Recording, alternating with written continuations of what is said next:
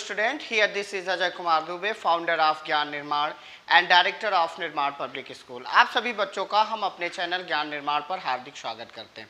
बच्चों, धीरे धीरे ये सफ़र बढ़ता जा रहा है और हमने दो टॉपिक कवर किए थे जिसमें रिफ्लेक्शन था और रिफ्रैक्शन था।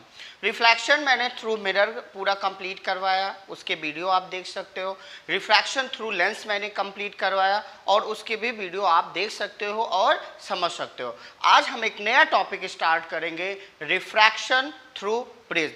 सो आज हम एक नए टॉपिक के साथ आज की क्लास शुरू करते हैं, that is refraction through prism. अब यहाँ पे एक इंपॉर्टेंट बात है कि भाई प्रिज्म क्या है ना, सभी लोग जानते होंगे। तो prism is a triangular shape transparent medium which is bounded by two refracting surfaces on a base with some angle। Prism क्या होगा कि जहां पे it is bounded by what, triangular in shape, bounded by two refracting surfaces on a base, okay, with some angle। और ये जो angle होगा इसी को बोलेंगे प्रिज्म एंगल। क्या बोलेंगे? Prism angle. ये आपका किसी भी प्रिज्म का क्या हो गया बेटा? बेस हो गया। तो एक रिफ्रैक्टिंग सरफेस आपका ये हो गया रिफ्रैक्टिंग सरफेस और दूसरा रिफ्रैक्टिंग सरफेस आपका ये हो गया। तो इस तरह से हम कह सकते हैं रिफ्रैक्टिंग सरफेस ये हो गया। तो इस प्रकार हमने क्या बताया आपका कि व्हाट इज अ प्रिज्म। तो prism is a transparent medium triangular in shape bounded by two refracting surface on a base with some prism angle। तो अगर हमें डिफाइन करना हुआ कि प्रिज्म क्या है तो हम कहेंगे prism is a transparent medium. क्या बोलेंगे? Transparent medium bounded by two refracting surface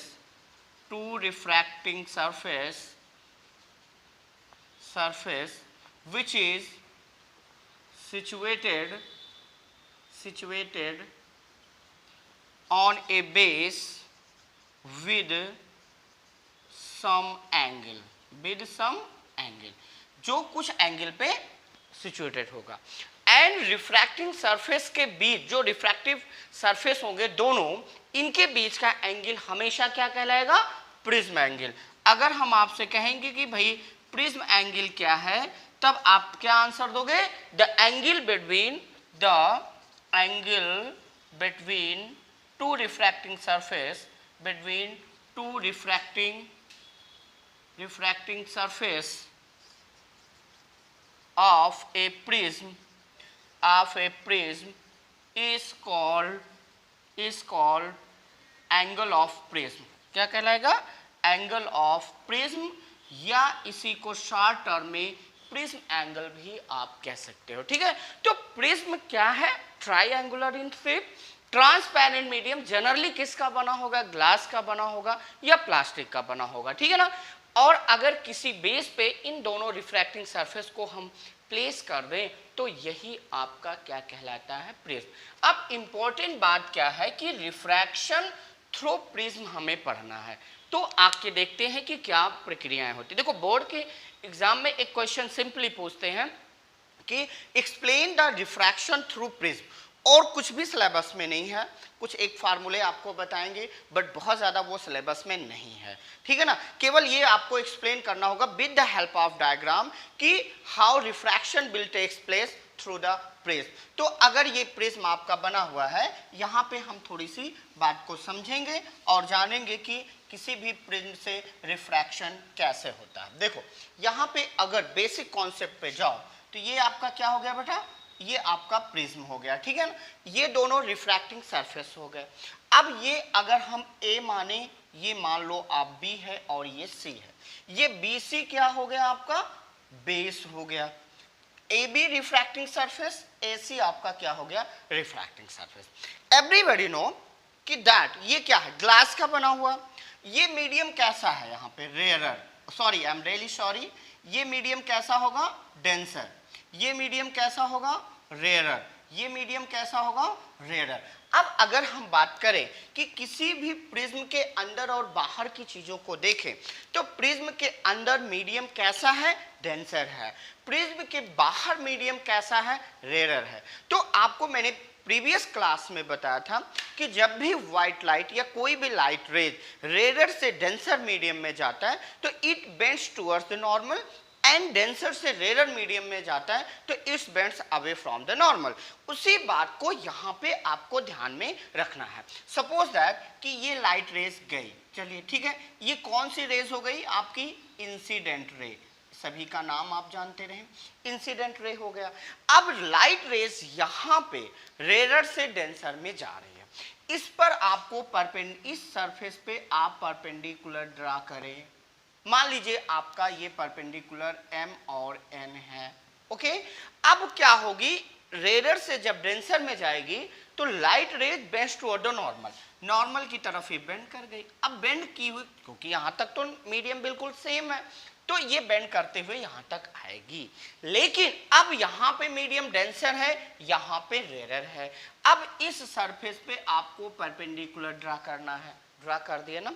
अब लाइट रेज डेंसर से कहाँ जाएगी, रेयर मीडियम में जाएगी, तो फाइनली लाइट रेज क्या हो गई, बेंड कर गई ना।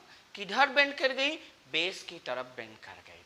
अब देखो भाई, ये इंसिडेंट रे है, ये रिफ्रैक्टिव रे होगी, और अगर बात इस रे की करें तो ये है फाइनली इमर्जेंट रे। अगर आप कंफ्यूज ना हो तो ये रेयर मीडियम था ना, अब इस रे को हम बोलेंगे फाइनली इमर्जेंट रे। क्या बोलेंगे, फाइनली इमर्जेंट रे। चलिए अब यहाँ पे दो चीजें देखेंगे, ये क्या है, परपेंडिकुलर ड्रा किया, अगर हम इसे m डैश और n डैश मान लेते हैं, ठीक है ना। अब ये क्या हो गया, एंगल ऑफ इंसिडेंस, ठीक है ना, और ये क्या हो गया, एंगल ऑफ रिफ्रैक्शन। अब ये एंगल ऑफ रिफ्रैक्शन हो गया। अब बात करेंगे, ये लाइट रेज यहाँ पे गई और यहाँ पे इसके लिए जो भी इसका एंगल होगा ये एंगल ऑफ इंसिडेंस होगा। इस एंगल को हम कहेंगे फाइनली इमर्जेंट एंगल, ई मान लेते हैं। क्या मान लेते हैं, finally emergent angle. Suppose that कि अगर प्रिज्म नहीं होता तो ये लाइट रेज ऐसे सीधे चली जाती, ऐसे चली जाती, और ये लाइट रेज यहाँ से ऐसे पीछे आती, तो इनके बीच का जो एंगल होता है इसको डेल्टा से रिप्रेजेंट करते हैं, इसी को कहते हैं एंगल ऑफ डेविएशन। अच्छा, एंगल ऑफ डेविएशन मतलब क्या हुआ कि ये अगर प्रिज्म नहीं होता यानी कि तो लाइट सीधे जाती, प्रिज्म ने क्या किया कि जो लाइट सीधे जा रही थी उसको उठा के इतना बेंड कर दिया।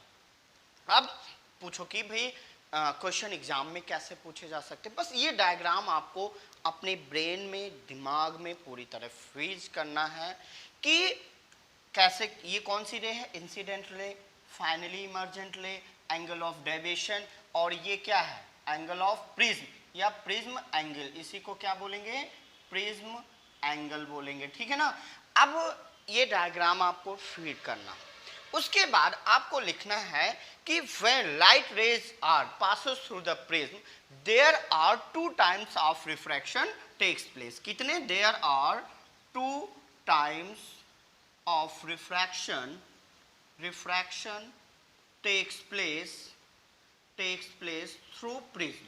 प्रिज्म के थ्रू 2 बार रिफ्रैक्शन टेक्स प्लेस करता है। पहला कब करेगा, when light rays enter into the prism, and second one is when light rays leave the prism, ठीक है, ये ध्यान रखना है। अकॉर्डिंग टू द डायग्राम, अब यहाँ पे आपको ये बातें मेंशन कर देना है कि भाई चित्रा अनुसार इस तरह का रिफ्रैक्शन टेक्स प्लेस करता है।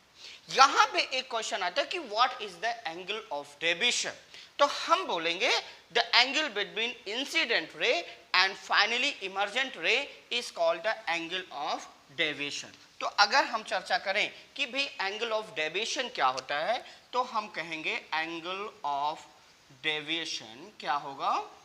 The angle between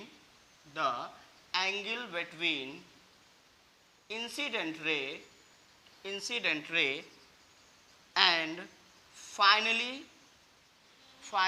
emergent ray is called angle of deviation, okay. It is denoted by delta. अब यहां पे एक चीज और ध्यान में रखना है कि आप एक चीज ऑब्जर्व करना कि जैसे जैसे हम ये एंगल आई की वैल्यू को बढ़ाते जाते हैं वैसे वैसे एंगल ऑफ डेविएशन का वैल्यू क्या होता जाएगा? बढ़ता जाएगा. जैसे जैसे इसको घटाएंगे वैसे वैसे एंगल ऑफ डेविएशन की वैल्यू घटती जाएगी. It means that angle of deviation is depend on the angle of incidence, prism angle और सरफेस पे भी डिपेंड करता है. इस चीज को ध्यान में रखना कि प्रिज्म का, देखो प्रिज्म का फंक्शन क्या है भाई, ये लाइट रेज को क्या कर रहा है कि बेंड कर रहा है टुवर्ड्स द बेस. तो ये कब ज्यादा करेगा कब कम करेगा, तीन बातों पे डिपेंड करना ना. पहला क्या? Angle of incidence, prism angle and refracting surface. तो यहां पे हम लिख सकते हैं कि angle of deviation depend on angle of incidence. बहुत इंपॉर्टेंट पॉइंट है angle of incidence. Second prism angle और तीसरी बात, थर्ड पॉइंट, रिफ्रैक्टिंग सरफेस पे या nature of refracting surface. Simply आप बोल सकते हो रिफ्रैक्टिंग सरफेस पे. ठीक है. अब यहीं पे एक टर्म आता है कि मिनिमम एंगल ऑफ डेविएशन क्या होगा. अगर हम देखो इंसिडेंट एंगल ऑफ इंसिडेंस पे क्या है कि अगर हम कहें कि डायग्राम बनाओ, इस एंगल को जितना रेस को नीचे लेके आओगे उतना ही ज्यादा ये नीचे झुक जाएगा. इसका मतलब फाइनली इमर्जेंट एंगल बढ़ गया और ये एंगल बढ़ा तो डेविएशन भी बढ़ेगा काफी तेजी के साथ. और ये जितना ऊपर की तरफ सीधा लेके जाओगे उतना ही एंगल ऑफ डेविएशन कम होता जाएगा. तो फॉर ए पर्टिकुलर एंगल या for a minimum angle of incidence, the value of angle of deviation will be minimum and that is called the minimum angle of deviation. इसी को हम कहेंगे minimum angle of deviation. इसी को क्या कहेंगे? minimum angle of deviation. तो next heading समझेंगे कि what is the minimum angle of deviation. minimum angle of deviation. ठीक. अब ये क्या होगा? when लिखिए the angle of deviation decreases by decrease in angle of incidence. जैसे जैसे एंगल ऑफ इंसिडेंस हम बढ़ाते एंगल ऑफ इंसिडेंस, ठीक, जैसे जैसे एंगल ऑफ इंसिडेंस घटाएंगे वैसे वैसे एंगल ऑफ डेविएशन क्या करेगा? वो भी डिक्रीज करेगा. For a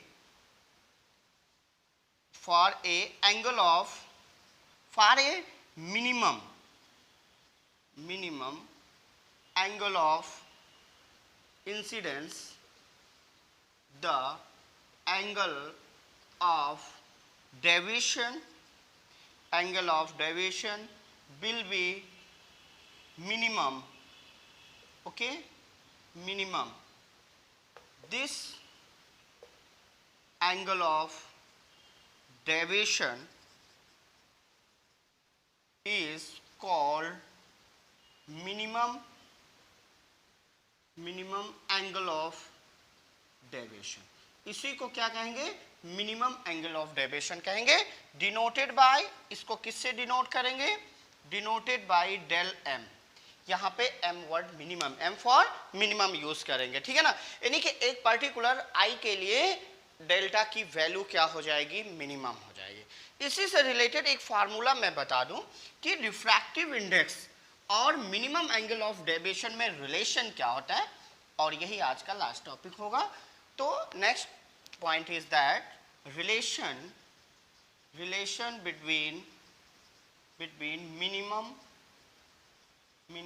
angle of deviation angle of deviation and refractive index तो ये फार्मूला याद रखना, n बराबर sine a plus del M divide by 2 upon sine a by 2। ये फार्मूला अपने दिमाग में फ्रीज कर लेना। कभी कभी पूछते हैं, बहुत ज़्यादा सिलेबस में मेंशन नहीं है, बट जो बच्चे कंपटीशन वगैरह की तैयारी कर रहे हैं वहाँ के लिए बहुत ज़रूरी है। जनरल साइंस जहाँ सब्जेक्ट है, वेयर जहाँ पे a क्या है, प्रिज्म एंगल, और डेल एम क्या है, एंगल ऑफ डेविएशन, और यहाँ पे n क्या है, रिफ्रैक्टिव इंडेक्स। क्या है, रिफ्रैक्टिव इंडेक्स। तो इस प्रकार आज हमने क्या देखा, रिफ्रैक्शन थ्रू प्रिज्म। ये बहुत ही इंपॉर्टेंट टॉपिक था और एग्जाम के पॉइंट ऑफ व्यू से ये इतना डायग्राम अपने में बहुत इंपॉर्टेंट है और थोड़ा सा लिखने की ज़रूरत होती है कि भाई रिफ्रैक्शन थ्रू प्रिज्म आपको बताना है, तो ये दिमाग में रहे कि क्या होता है, 2 टाइम्स रिफ्रैक्शन होता है और फाइनली इमर्जेंट रे बेस की तरफ झुक जाती है। ठीक है ना, ये चीज़ ध्यान में रखना है। Next time I will discuss about the dispersion of light. That is very important phenomena. क्या होता है कि when white light is passes through the prism, it is splits into 7 colors and this phenomenon is called the what, dispersion of light. Next class में detail में discuss करेंगे। I hope कि आज जो टॉपिक मैंने बताया उसको आपने बेहतर तरीके से समझा होगा और जाना होगा। अगर आपको क्लासेस बेहतर लगे तो प्लीज़ वीडियो को लाइक एंड शेयर करें और प्लीज़ चैनल को सब्सक्राइब करें। अपना बहुत बहुत ख्याल रखिएगा। धन्यवाद।